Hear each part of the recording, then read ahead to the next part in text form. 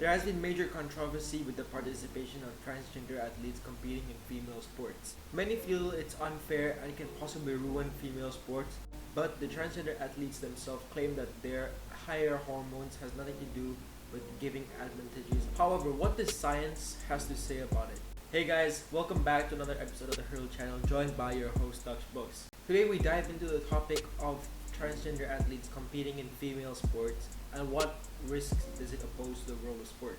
This year's Olympic marks the first time in history where transgender athletes will be allowed to compete, with several who flew out to Tokyo, including Laurel Hubbard. New Zealand's Laurel Hubbard will make her debut in the Olympic history as she starts for New Zealand's weightlifting team.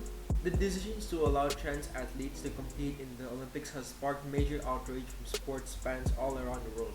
While few studies have been done on trans athletes' athletic performances, and today there have still not been any published studies on trans athletes participating at the elite level, but some papers have been published in the lead up to the Olympic Games. Well, what is the problem with trans athletes competing in female sports, and why are people so mad about it? Well, political activists and athletes, especially biologically female athletes, believe that allowing trans athletes to compete in women's division is inherently unfair, as they have biological advantages. Some events that support their claim would be during the year 2017 and 2018, where Terry Miller, a trans woman, won the Connecticut Women's High School Track Championship in the 55-meter, 100-meter, 200-meter, and the 300-meter events.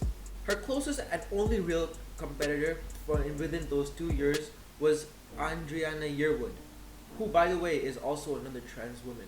And in the same year, another trans athlete, Mac Beggs, dominated the Texas 6A 110-pound girls wrestling division, capturing 2 state championships while compiling a record of 89 wins and 0 losses. Some argue that the reason trans athletes should have their own league is the same reason that youth or sport organizations exist, because we don't believe our kids should be competing with adults. And kids are also separated due to their obvious skill difference when compared with adults. In a video by Jubilee Middle Ground between the cisgender athletes and trans athletes, here's what the public had to say about it. Trans athletes have an unfair advantage. Step forward if you agree.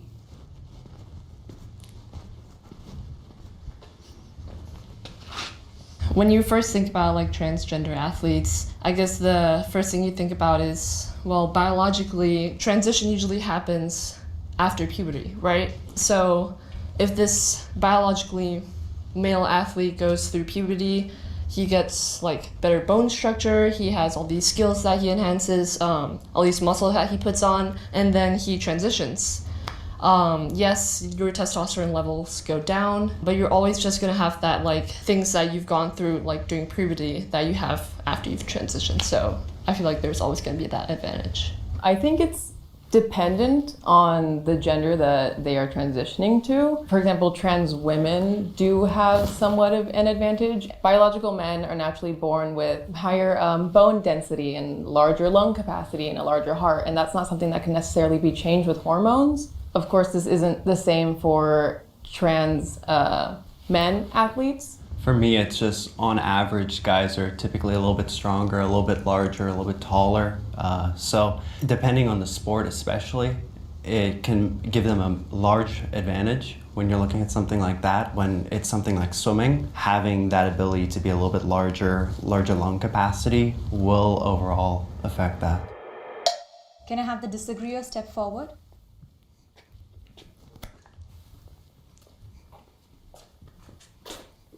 Among cisgender men and cisgender women, there are naturally differences in their anatomy, in their hormonal levels, in their height, bone structure, all that stuff.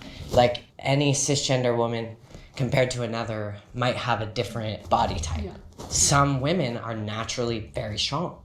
If you take the advantage, which I think in most cases is the hormones, and if you compare the blood work and you're just looking at that, if they're on the same level, in my opinion, there just isn't an advantage, because when you grow up playing sports, some people are good at sports, some people aren't.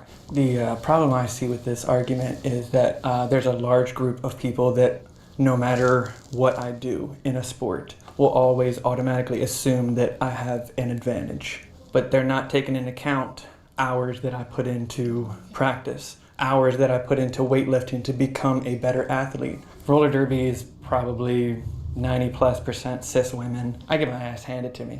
Like, yes, I am tall, and I can see that can be an advantage in some sports, but it doesn't necessarily guarantee that I have an advantage. Oh yeah.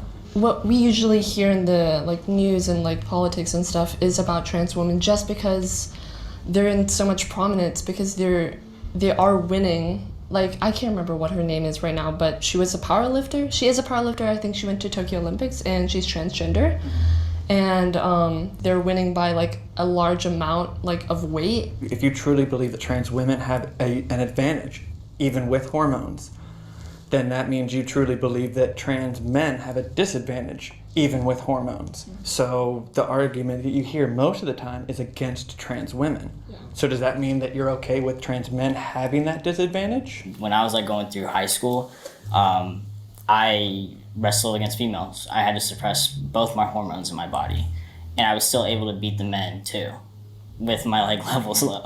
And I cut 15 pounds a week. That was crazy. Yeah. But that's what I'm saying. The body is a shell, and what we do every single day in the practices and the life lessons that we get, living 40 years on this earth, we just try to live life the best we can. Yeah. The notion of transgender athletes having an unfair advantage comes from the idea that testosterone causes physical changes such as increase in muscle mass. But transgender girls are not the only girls with high testosterone level. An estimated 10% of women have a polycystic ovarian syndrome, which results in an elevated testosterone level. However, they are not banned from female sports. Trans girls, on the other hand, have negligible testosterone levels. Yet, these state bills would force them to play with the boys. Plus, the athletic disadvantage conferred by testosterone is present. Sometimes testosterone is associated with better performance, but the other studies show weak links and no links at all. And yet, other studies have shown testosterone could lead in worse performance. Another major factor is that of hemoglobin. Hemoglobin is the most important physiological factor when it comes to endurance sports. For those of you who don't know, hemoglobin is what transports blood oxygen throughout the body, including muscles, which is most important for sports. Since hemoglobin levels follow testosterone levels, non-transgender men tend to have higher hemoglobin levels than any transgender women. For example, cycling athlete Rachel Mckinnon had this to say in an interview by CBS News. I like to say that the bike doesn't care about what gender you were assigned at birth. The bike doesn't judge you. Rachel Mckinnon is getting set to compete in one of her first races of the season. A small crowd of spectators has gathered just outside of Atlanta to cheer on some of the local cyclists. Rachel Mckinnon winding up now. No one appears too concerned with Mckinnon during her time trial, but in the past she's found herself at the center of a political firestorm. She's transgender, and last year she won a world championship for her age group, racing against women. Mckinnon takes it into world champion, oh Canada. The world championship win was a little historic. And it's completely surreal that I'm that person. I'm just some girl from Victoria, BC, who just wanted to race her bike. Normally, the win would have attracted very little media attention, but not this time. A Canadian transgender athlete is facing a backlash after winning the Cycling World Championship.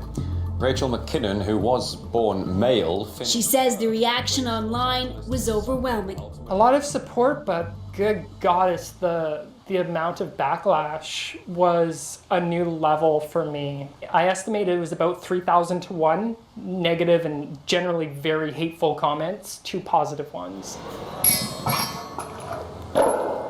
Mckinnon is a fiercely outspoken transgender activist and academic.